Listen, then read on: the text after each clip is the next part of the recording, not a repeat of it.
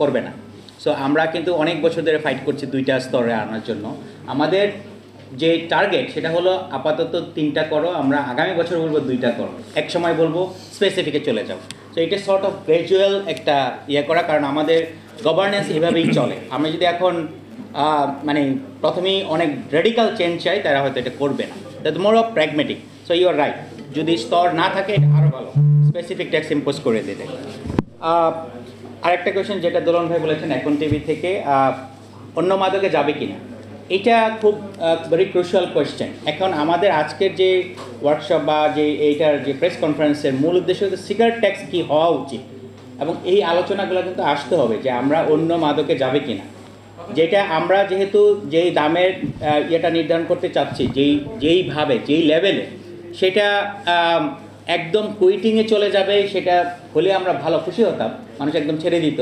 কিন্তু ওই দাম তখনই কুইটিং করে মানুষ সাধারণত, যেহেতু এটা খুব নেশাজাতীয় দ্রব্য, 10 টাকার জায়গায় যদি 1000 টাকা হয়। সো আমরা সাজেস্ট করেছি কাইন্ড অফ 50% বাড়ানো বা সার্টেন অ্যামাউন্ট।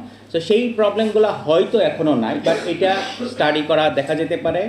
এবং আমরা অন্ততপক্ষে এভিডেন্স খুব বেশি পাই না যে মানুষ একটু দাম বাড়লে অন্য ইয়েতে সুইচ করে, অ্যাভেলেবল না হলে তখন করে। সো যেহেতু আমরা কিন্তু এটা নিষিদ্ধ করছি না। আর যেটা সিগারেটের কথাটাও বলেছেন আপনি, সিগারেট নিয়ে কিন্তু আমাদের আলাদা একটা ক্যাম্পেইন আছে। আমরা সিগারেট ব্যান করতেই কিন্তু আমরা ক্যাম্পেইন করছি, কন্টিনিউয়াসলি সেটা চলছে, সরকারও কিন্তু সেটা বিবেচনায় রাখছে। বাট ব্যান হয়ে গেছে। এখন কথা হলো নেক্সট স্টেপ হলো সরকারের আসলেই দেখা, ব্যান করে যদি পাওয়া যায় তাহলে তো ব্যান করে লাভ নেই। সো এগুলো হচ্ছে ফ্ল। পুরাতন দেখা যায় 20 বছরই থাকবে, সেই পুরাতন কতদিন পুরাতন বলে চালাবে সেটাও একটা বিষয়। যাক, ওই আলোচনা আমি না যাচ্ছি। মূল কথাটা হলো এটা অবশ্যই বিবেচনায় রাখতে হবে, বাট বিভিন্ন স্টাডিতে বলে প্রাইস ইনক্রিজ সাবস্টেন্সিয়ালি অন্য মাদকে কনভার্ট করে না লোকজনকে। তবে বিভিন্ন গবেষণা এটা দেখেছে যারা তামাক বা ধূমপান করে তাদের মধ্যে অন্য নেশার প্রবাবিলিটিও বাড়ে, সেটা অন্য কারণে কোরিলেটেড। সো আমি যদি তামাকও কমাতে পারি, সে অন্যদিকে সুইচ না করে ওভারঅল আস্তে আস্তে অন্যটাও কমাতে পারে, that is also possibility. But এই স্টাডি আরও করার সুযোগ আছে। So thanks for this question. আরেকজন বলছেন বিনামূল্যে আসলে এটা মোর অফ গভর্নেন্স ইস্যু। বিনামূল্যে সিগারেট খুব একটা খাওয়ায় বলে আমার অন্ততপক্ষে জানা নাই, কারণ বাংলাদেশে যতগুলা সেক্টর আছে সিগারেটটা মোটামুটি রেগুলেটেড, মোটামুটি ফর্মাল চ্যানেলে হ্যাঁ ছোটো কোম্পানিগুলা, রাইট।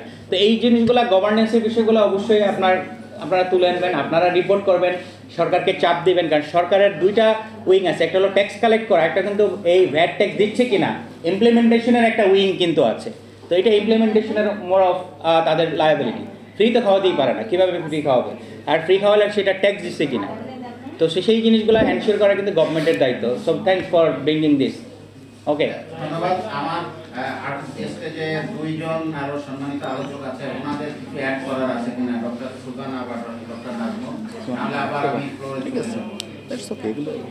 ঠিক আছে, থ্যাংক ইউ। আবার আমি ফ্লোরে চলে যাচ্ছি। কারো যদি কোনো প্রশ্ন থাকে একটু নামটা বলে যদি প্রশ্নটা করে, যা করা হয়ে গেছে এর বাইরে যদি কিছু থাকে please, floor is your, please.